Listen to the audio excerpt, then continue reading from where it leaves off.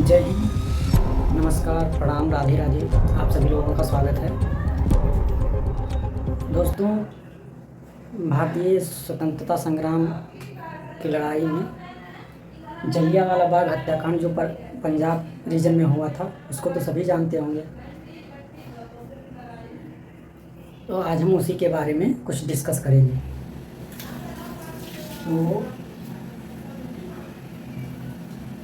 Map से समझते हैं।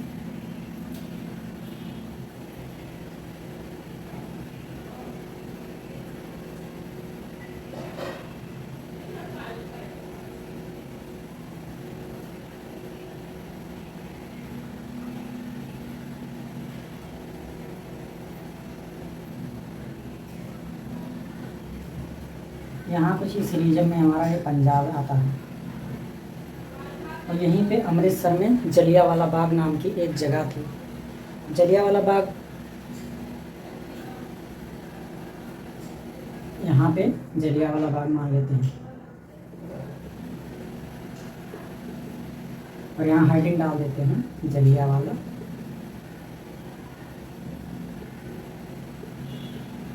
बाग। अब ये क्यों हुआ, क्यों इतनी चर्चा में आया, क्यों इसमें इतने लोग भारतीय लोगों की जान गई, इसको समझते हैं। तो जब हमारे देश पे ब्रिटिश हुकूमत का शासन था, ब्रिटिश सरकार अपना गवर्नमेंट चला रही थी, तो उसने एक 1914 के 18 के बीच में 1914 और 18 के बीच में प्रथम स्वतंत्रता संग्राम भी उसी समय चल रहा था। First war of the world.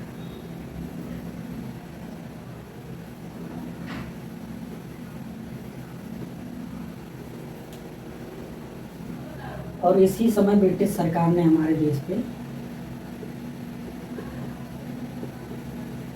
Rowlatt act, जिसे काला कानून के नाम से जानते हैं,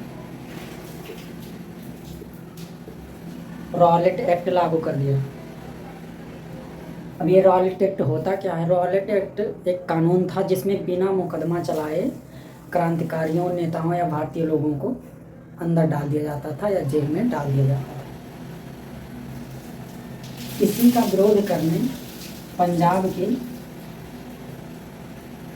लोग अमृतसर के जलियांवाला बाग में उतरे थे और वो इसलिए उतरे थे क्योंकि वहाँ पंजाब के 2 बड़े नेता, एक का नाम था सैफुद्दीन किचलू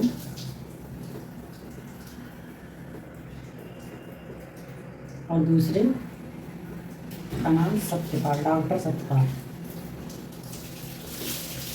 इन 2 नेताओं को गिरफ्तार करके और बाहर भेज दिया। इन्हीं को, इसी के विरोध में लगभग हजारों, 4-5 हज़ार से ज़्यादा, 10,000 की जनसंख्या में, मान लीजिए, अमृतसर के जलियांवाला बाग में कुछ लोग प्रदर्शन करने के लिए इकट्ठा हुए थे।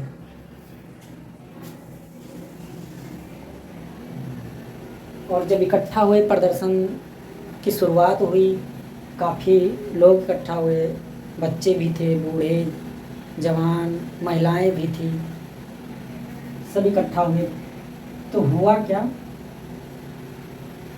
तो जो बाग था उसमें आने और जाने का 1 या 2 रास्ते मान लीजिए, वो भी पतले पतले थे।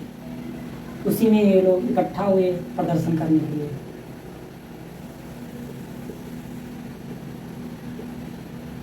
इसी बीच ब्रिटिश सरकार को इसके बारे में पता चलता है और वो अपने सशस्त्र आर्मी लेकर बाग में पहुंच जाते हैं और पहुंचते ही बिना कुछ चेतावनी दिए अंधाधुंध गोली चलाने का आदेश दे देते हैं।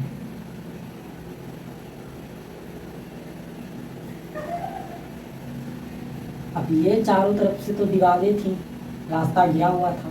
प्रदर्शनकारी भागने की कोशिश तो की, लेकिन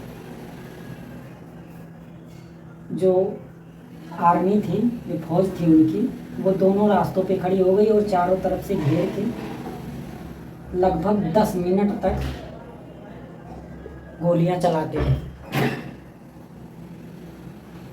और 10 मिनट तक गोलियां चलाई। पता नहीं 1600 की कुछ राउंड गोलियां चलाई थी इन लोगों ने। और उस 10 मिनट के समय में लगभग ब्रिटिश सरकार कह रही है कि 379 लोग मारे गए और 1200 प्लस 1200 लोग घायल हुए। और भारतीय नेता क्या कह रहे हैं, भारतीय नेता कह रहे थे कि कम से कि 1000 लोग मारे गए प्लस 2000 प्लस लोग घायल हुए। इतने का आंकड़ा ये बता रहे थे, इतने का आंकड़ा ये बता रहे थे। मतलब काफ़ी लोगों की जान गई और काफ़ी लोग घायल हुए। यहाँ तक कि यहाँ पे एक कुआं था, कुछ लोग जान बचाने के लिए इस कुएं में कूद गए, लेकिन उन्हें भी मार दिया गया। वो भी बचे नहीं, कुआं पूरा पट गया था लाशों से। इतनी निर्दयता के साथ ब्रिटिश हुकूमत ने हमारे ऊपर अत्याचार किए।